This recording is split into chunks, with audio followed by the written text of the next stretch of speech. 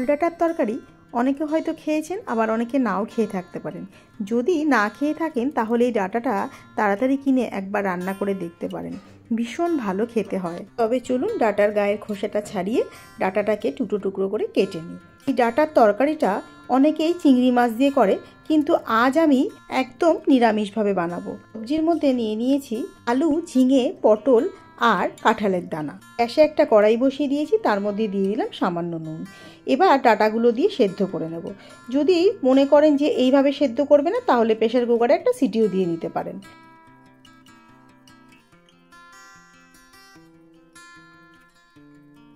সেদ্ধ হয়ে গেছে, এবার তুলে নিচ্ছি। গ্যাসে আবারও একটা কড়াই বসিয়ে দিয়েছি, তার মধ্যে দিয়ে দিলাম বেশ খানিকটা সর্ষের তেল। তেলটা গরম হয়ে গেলে প্রথমেই ফোড়নে দিয়ে দিলাম কালো জিরে আর কাঁচা লঙ্কা। এবার দিয়ে দিচ্ছি কেটে রাখা সবজিটা, তার মধ্যে দিয়ে দিচ্ছি নুন আর হলুদ, দিয়ে একটু লাল করে সবজিগুলো ভেজে নেব।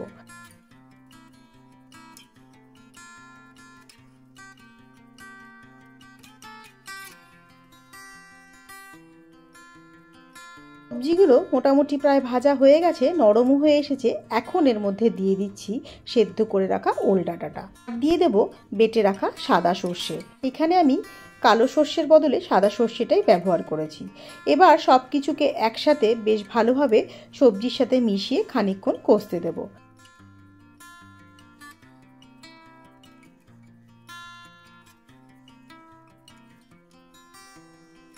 এবারে এর মধ্যে দিয়ে দিচ্ছি একটা গোটা টমেটো।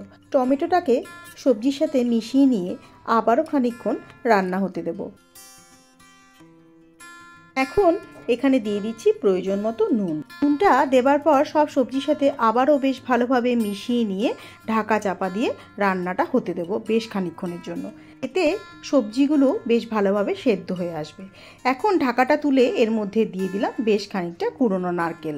নারকেলটাকে সবজির সাথে মিশিয়ে নিয়ে 1-2 মিনিট রান্না করে এরপর এর মধ্যে দিয়ে দেব পরিমাণ মতো জল।